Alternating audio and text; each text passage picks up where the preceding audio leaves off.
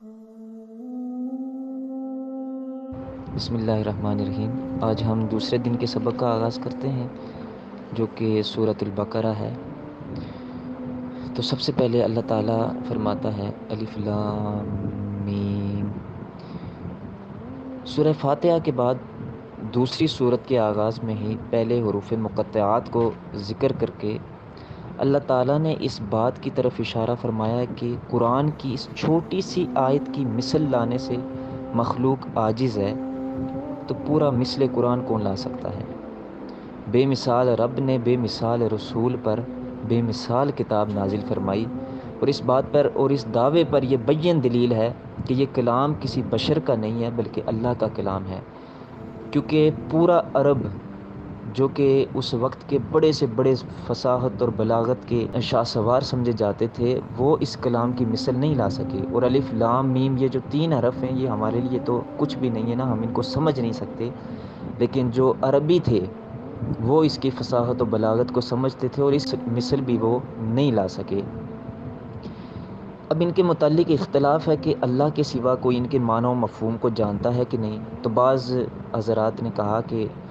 حضور علیہ الصلوۃ والسلام بھی اس کے معنی و مفہوم کو جانتے ہیں، کیونکہ اگر حضور کو بھی ان کا علم نہ ہو تو پھر ان کے نزول کا مقصد ہی فوت ہو جاتا ہے۔ یہ اللہ اور اس کے رسول کے درمیان راز ہیں،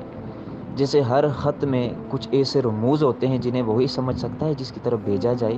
تو ان متشابہات کا علم بھی حضور کو تو ہے، لیکن ان کے غیر کو بھی اس کا علم ہو یہ کوئی ضروری بات نہیں ہے۔ متشابہات سے مراد وہ چیزیں ہیں، وہ امور ہیں جن کی کیفیت کا علم ہمیں نہیں ہوتا، اور نہ ہی قرآن و حدیث میں ان کی کوئی تصریح و وضاحت ملتی ہے، جیسے ید اللہ، وجہ اللہ، اور اس کے علاوہ اللہ کی کرسی وغیرہ ذالک۔ تو یہ متشابہات ہوتے ہیں کہ ان کے متعلق ہمیں اپنی عقلوں کے گھوڑے نہیں دوڑانے کہ یہ کیسی ہیں یا ان کی کیفیت کیا ہے، بس ہم نے فقط ان پر ایمان لانا ہوتا ہے۔ تو یہ الف لام میم میں ہمارے لیے یہ اشارہ ہے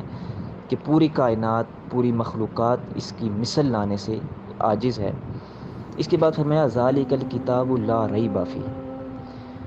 اب جو کہ سورہ فاتحہ میں انعام یافتہ لوگوں کا ذکر ہوا تھا کہ ہمیں ان کے راستے پر چلا،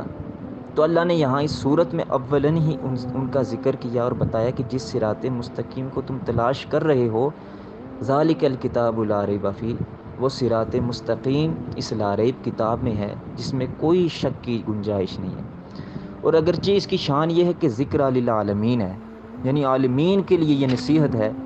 لیکن اس سے نصیحت حاصل کون کرے گا؟ تو فرمایا ذالک الکتاب لا ریب فیہ ھدی للمتقین، یہ ہدایت ہے متقین کے لیے، یعنی ڈرنے والوں کے لیے، جو اللہ سے ڈرتے ہیں، اس کا خوف رکھتے ہیں، یہ سرچشمہ ہدایت ان کے لیے ہے۔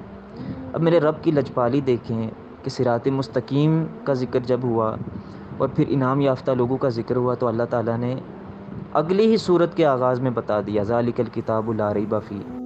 فرمایا کہ یہ وہ لا ریب کتاب ہے جس کے رب العالمین کی طرف سے ہونے میں کوئی شک نہیں ہے، یہ اللہ ہی کی طرف سے ہے، اور جن بندوں کی تم تلاش میں ہو، متقین کی تلاش میں، تو وہ بندے، ان کی صفات، ان کا تذکرہ پھر فرمایا الذین یؤمنون بالغیب ویقیمون الصلاۃ ومما رزقناہم ینفقون، کہ وہ لوگ جو غیب پر ایمان رکھتے ہیں۔ متقین کی 6 صفات کو اللہ تعالیٰ نے ذکر فرمایا کہ کائنات ارض و سما میں موجود ہر کوئی یہ جان لے کہ وہ متقین ہیں کون۔ تو پہلی صفت ذکر فرمائی وہ لوگ جو غیب پر ایمان رکھتے ہیں۔ اب غیب یہ کہتے کسے ہیں؟ تو جس چیز کا ادراک حواس خمسہ نہ کر سکیں، یعنی نہ آنکھ انہیں دیکھ سکے، نہ کان انہیں سن سکے، نہ وہ سونگھ کر معلوم کیے جا سکے، نہ ہی چھو کر انہیں محسوس کیا جا سکے، تو اسے کہتے ہیں غیب۔ جیسے جنت و دوزخ اور اس کے علاوہ بہت سی چیزیں جن کی خبر انبیاء نے ہمیں دی، اپنی امتوں کو دی، تو یہ غیب کہلاتا ہے۔ یہاں تک کہ ہم جو خدا کو مانتے ہیں، اللہ کو مانتے ہیں، تو یہ بھی ہمارا غیب پر ایمان ہے۔ تو اس لیے سب سے پہلے جو صفت متقین کی ذکر ہوئی وہ ہے ایمان بالغیب۔ اور یہ کتنا ضروری ہے اور اس کی فضیلت اور شان کیا ہے، مجھے یہاں پر چند ایک احادیث یاد آ رہی ہیں جن کا ذکر میں آپ کے ساتھ کرنا چاہتا ہوں۔ یقیناً جیسے میرا دل خوش ہوا ہے انہیں سن کر، تو آپ کا دل بھی باغ باغ ہو جائے گا کہ رسول کائنات صلی اللہ تعالیٰ علیہ وآلہ وسلم نے فرمایا، حدیث پاک کا مفہوم ہے کہ جس نے مجھ کو دیکھا اس کے لیے ایک سعادت ہے، اور جس نے مجھے نہیں دیکھا اور مجھ پر پھر بھی ایمان لے آیا اس کے لیے 7 سعادتیں ہیں۔ سبحان اللہ۔ اور پھر مسلم شریف کی حدیث پاک میں ہے کہ حضور علیہ الصلوۃ والسلام نے فرمایا مجھ سے بہت زیادہ محبت کرنے والے وہ لوگ ہیں جو میرے بعد آئیں گے، اور ان میں سے ایک شخص کی تمنا یہ ہوگی، خواہش یہ ہوگی کہ کاش